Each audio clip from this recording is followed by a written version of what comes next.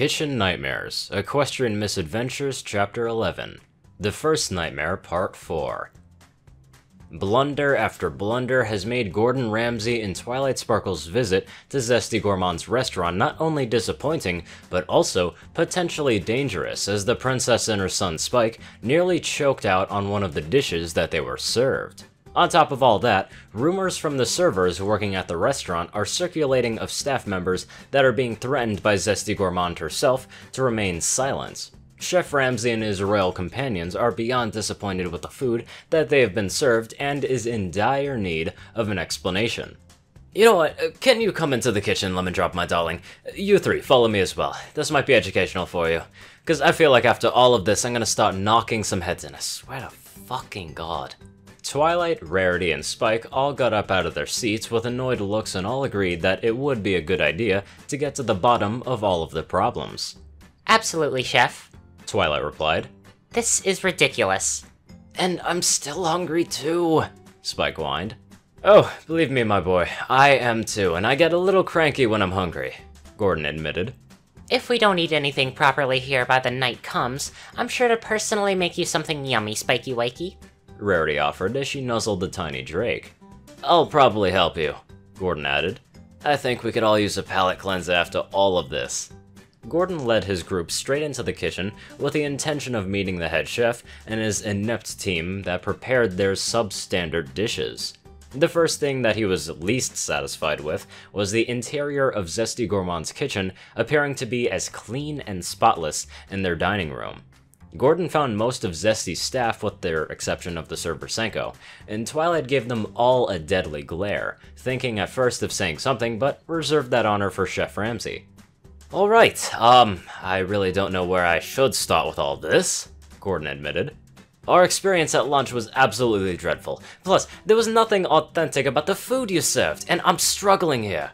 The biggest kicks in the balls for me was not only the food that you served that almost killed my royal companions here, you managed to burn one of the dishes, and you also managed to somehow include fucking frozen clams in one of my meals. Those things nearly broke my damn teeth when I crunched on them. Why are you serving frozen clams? The entire kitchen staff, with the exception of the sous chef Slapchop, who was not paying any attention at all, as she played around with the spoons and the soup ladles, that just only made things worse for them, as Rarity chimed in with her own glare that could kill.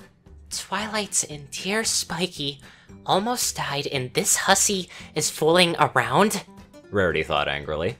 Now, I need to know here, because the menu specifically stated that everything here is fresh. I'm only going on what you and your restaurant here told me. We don't sell enough clams for me to have them every week, Flambriquette tried to explain. So, then what's the most important thing to do about that dish if it keeps happening? Gordon asked incredulously. Flam began nervously playing with his hooves as the pressure on them began to grow. Take it off the menu, Flam replied under his breath. Sorry?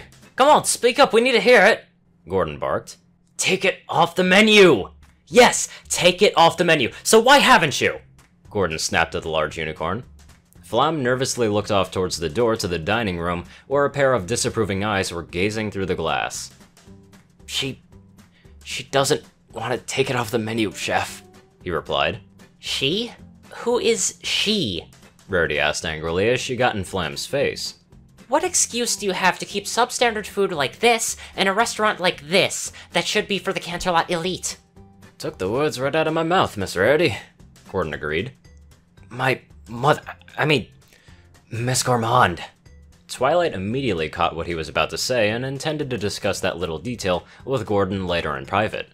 Why would she do that? Gordon asked. Maybe we can't afford to make new menus?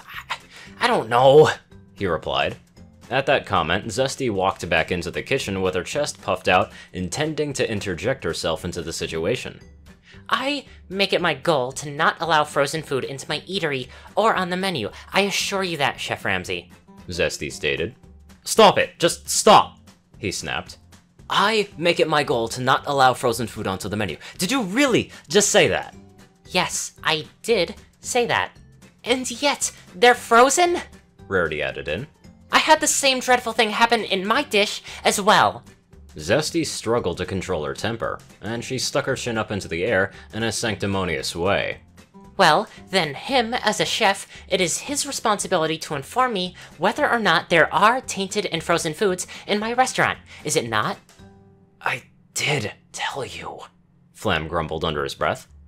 Him as a chef? Why, yes. Just as Miss Rarity here is an adequate fashion designer, she must learn to keep her nose out of the culinary world. I'm not entirely sure about what's going on here, but I can already tell that I really don't like this Zesty Gourmand very much, Spike thought. 'Cause I'm about a few seconds away from decking her pretty little face. But I did tell you, Flam tried to reply. Why the hell is it still on? Gordon asked. Everybody in the kitchen remained silent, afraid of what the response might be if they answered until the sous chef chimed in with an annoyed voice. It's still on because there's a constant circle of miscommunication and fighting like a married couple between Briquette and Gourmand, and by the time the week passes, things like that tend to stay on the menu. Slapchop explained tiredly as she leaned up against a nearby warmer in an uncaring fashion. Gordon looked at all of them with a disappointed and disbelieving look that made all of them uncomfortable. The look from Rarity was even worse as the death glare she gave Zesty made her step back a few steps. I don't know what it is. Thinking that you can just buy a restaurant literally after failing your job of being a food critic. Gordon wondered out loud. Your fundamentals are all just screwed up, and the issues you have here are pretty damn big. From making sure that your food isn't burnt to proper seasoning and taste testing, you've got more of a fucking chance winning the lottery than you do becoming a success here, I'll tell you that much. Without another word, Gordon walked out of the kitchen with Twilight, Rarity, and Spike following suit. Going back into the dining room and out the front door, the group left the restaurant to regroup and prepare for their return later in the evening for the restaurant's dinner service. To say the least, Rarity in particular was not pleased in the least that she would have to come with him again to the restaurant. It has been quite a pleasure working with you, Gordon, but I'm afraid I must take a wee break before I go back into that place, Rarity said venomously as she gestured to Zesty Gourmand's restaurant. Oh, don't worry about that, I can understand that, Gordon replied. Take all the time that you need. Can we actually get something good to eat now? Spike whined. I think that nasty food back there made me even hungrier than before. Twilight smiled and patted Spike onto the head. Oh, sure, Spike, we can do that. Twilight agreed. To be honest, I'm feeling a little peckish myself. Make that four of us then, Gordon replied dryly. So, you wouldn't happen to know a restaurant around here that actually has some common sense, do you? Rarity put a hoof onto her chin for a brief moment before smiling and giving him a nod. I know just the place, Gordon. Senko's mother, amusingly enough, owns the most adorable Nate Pony's place just around the corner. Ichireku Ramen, I believe it's called. Well, lead the way, Rarity. I am famished, Twilight replied. That sounds pretty good right now. Later that afternoon, Gordon, Twilight, and Spike began their walk back to Zesty Gourmand's restaurant to observe how they carried themselves during dinner service and what may or may not have been done to improve their performance. This time, however, Rarity decided to begin going back to the castle where the diplomatic proceedings with the Whitetail Woodland Kingdom were occurring. Applejack, as it turned out, needed a break from her tasks as well and requested to take Rarity's place in their group. Before they left back to complete their respective tasks, however, Rarity took it upon herself to quickly dress them all in formal attire as they began making their way back to Restaurant Row. Gordon slipped into his clean white chef uniform while Twilight and Applejack each donned beautiful sparkling dinner gowns, one red for Applejack and one midnight blue for Twilight. Rarity took the most pride, however, in dressing Spike as, when his turn came, she grabbed him with her magic and pulled him into a changing room at a boutique near the castle. In her spare time before they came to Canterlot, Rarity had made a special tuxedo for Spike, which she quickly slipped the little Drake into. Hey, at least it isn't like those massive gala dresses she forced you to wear a few weeks ago, Applejack, Twilight giggled. Oh yeah, you look like a giant poofy flower with a grumpy face, Spike snickered. Oh, you don't look any better, my little penguin, Twilight teased, poking him in the shoulder. Spike began to turn red as a fire truck as he remembered the new pet name Rarity gave him only a few minutes ago. Well, I can't really deny that. At the very least, I don't really feel restricted in this thing, she replied. So, you said that we're going to this bad restaurant or something? What'd you need me for? Well, Other than the fact that you have experience working with food and handling employees, Twilight started. Rarity thought you should have a taste of Canterlot's Restaurant Row. Any help is welcome, Miss Applejack. Plus, I figured that I might start a new system with my show as long as I'm in Equestria. Have at least 2 to 3 members of your royalty accompany me so we can figure out exactly what is plaguing your food and hospitality businesses. That might lead us to why and how your country's food supply is being poisoned. Back at Zesty Gourmands, after hearing that the princess and one of the Canterlot's best fashionistas had come, many of the ponies on the row had decided to give it a fair shot, considering how the 2 members of royalty found it well enough to grace it with their presence. Unfortunately for the restaurant in question, things were about to look even worse as Gordon, Twilight, Spike, and Applejack when they came back to the kitchen to observe just how bad the staff work with each other. Alrighty then, just give me a quick run through of your process, Gordon requested. How does the line work here? Well, I try to stay on my side, Slapchop stays on her side, and she's supposed to try to not step on my hooves, literally and metaphorically. Not to mention that we can't give him tickets, Slapchop added as she shuffled a stack of something in her magic. Here, give those to me, thank you. Alright, so why can't you use tickets here? Gordon asked. 'Cause these are all we got, that's why, Slapchops asked back. After giving the sous chef a glare, Gordon grabbed out of her magical grasp what appeared to be a stack of scrap paper with the orders written down on them. So, you use just bits of paper and crap like that? Yeah, we use bits of paper and crap like that. I'm not at the point to where I want to slug this mare yet, but I don't want to get to that point either, Gordon thought to himself. That's nuts.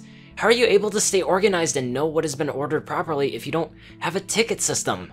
Spike asked. The girls and Gordon all turned and looked down at the small Drake with raised eyebrows. What? I've watched Pinky at work along with Miss Furfro at our cafe back in Ponyville. I picked up on a few things. Well, I'm glad that you at least paid attention to some pony at least, Twilight teased. Gordon went on to inspect how they cooked their seafood into the dishes as he watched one of the cooks prepare a recipe. Almost immediately, he noticed that something was wrong as he spotted to what appeared to be a tall plastic container of shrimp. Can you show me those shrimp, please? The cook hesitated for a moment, but agreed as he levitated the vat over to Gordon, allowing him to inspect the container. Not liking the smell, Gordon cautiously grabbed one of the shrimp out of the liquid-filled vat and smelled it, being immediately confused. What the hell? Where do you get these? And how do you prepare these? I think those are defrosted in hot water, the cook said meekly. So, they were frozen then? Gordon asked rhetorically. The chef simply nodded back at the man. Just asking, thank you. The cook seemed to want to follow Gordon as he went around the kitchen, inspecting its overall quality. Twilight and Applejack stayed behind in the dining room to talk to guests and local press at the restaurant as best as they could, while Spike stayed close behind Gordon to learn as much as he could. Spike noticed that Applejack slipped back into her proper Manhattan accent in order to appear more presentable. Soon enough, Gordon found something suspicious in one of the sinks that was used in the kitchen. It was filled with a disgusting red liquid that appeared to be some sort of seafood that they prepared many of their signature dishes with. Fuck, what the hell is that? Gordon exclaimed. Clam juice, I think, the cook said.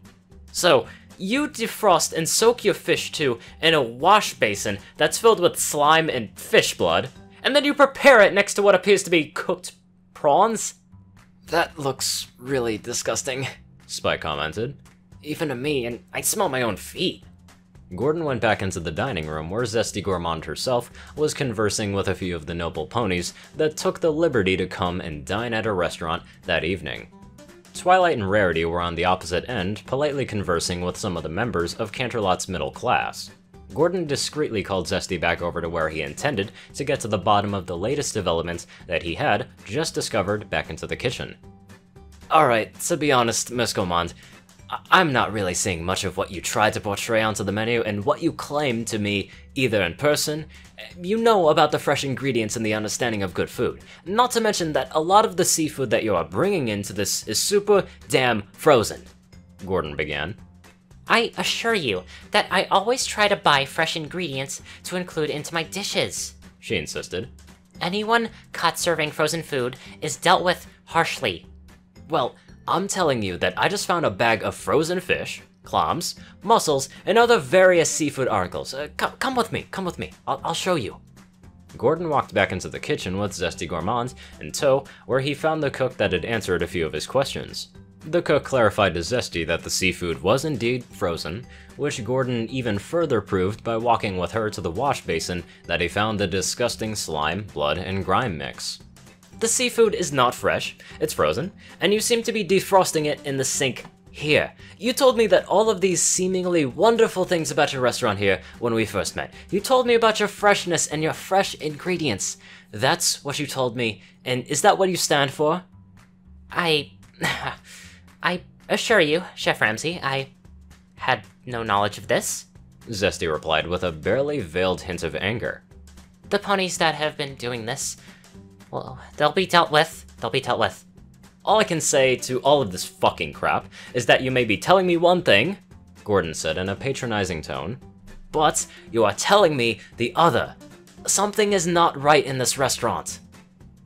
After feeling extremely misled by Zesty Gourmands about the freshness of the food, Gordon and Spike decided to inspect the storage rooms of the restaurant, starting with a basement where their freezer was located. As soon as they opened the door, the appearance of everything drastically changed. The stairway was covered in dust and grime from neglect. Jeez, this place is a complete mess, Spike said as he pinched his nose closed. Twilight would have kittens and gut me if she ever saw the house this dirty. No kidding, Gordon agreed. Even especially with how clean most of all the rooms back up there were. The near spotless dining room was the first thing that caught my attention when I first walked into this restaurant. It's like complete night and day.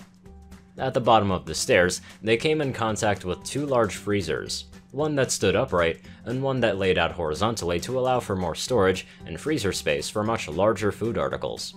Gordon quickly proceeded to inspect the one that lay flat onto the ground to take a good look at the damages that he was dealing with. He opened the freezer and found large numbers of bins filled with various kinds of seafood. He then went up right to the freezer and pulled out bags of even more kinds of seafood. Jeez, how much crab does one restaurant need? Spike asked, clearly bewildered. I like eating it with Twilight well enough when the curtains are closed, but not enough to eat this much of it. Look at that there. What's that? Gordon said as he pulled out one of the bags. That must be the calamari, and it's frozen up to fucking high heaven. He pulled out another bag and found a large stack of frozen mussels onto the bottom shelf of the freezer. No doubt, the clams and mussels that they had been fed in their previous dishes. Intending to get to the bottom of this latest development, Gordon went back up the stairs to call over Zesty Gourmand to allow her to explain what he found and what reason she had to keep it that way. Needless to say, Zesty was not pleased at all from having to step into a stairway and a room that was absolutely covered in filth. Why must I come down to this horrid place? Zesty asked indignantly. You cannot handle things on your own. Oh, shove it, Gourmand, Gordon snapped. He pulled out the numerous tubs and bags of seafood that filled both freezers to the brim and dropped them right in front of Zesty Gourmand's hooves with a thud. You keep telling me that you get things in fresh, and yet I come down here to find God knows how many bags and tubs of seafood in here that are fucking frozen to the damn bone. We get everything in fresh, Chef Ramsay, Zesty growled.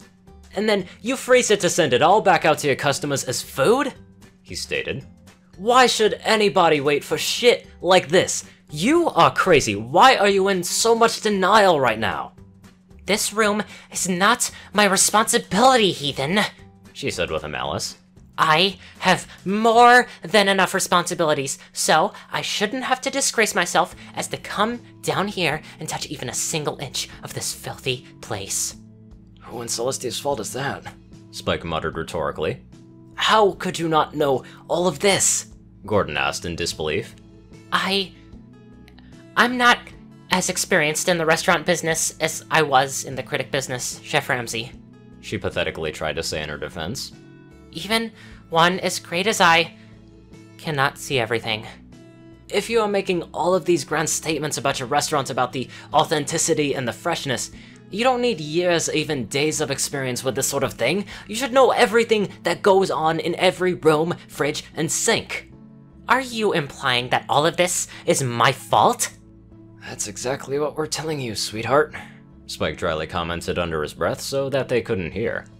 Well, if it isn't any of your fault, whose fault is it then?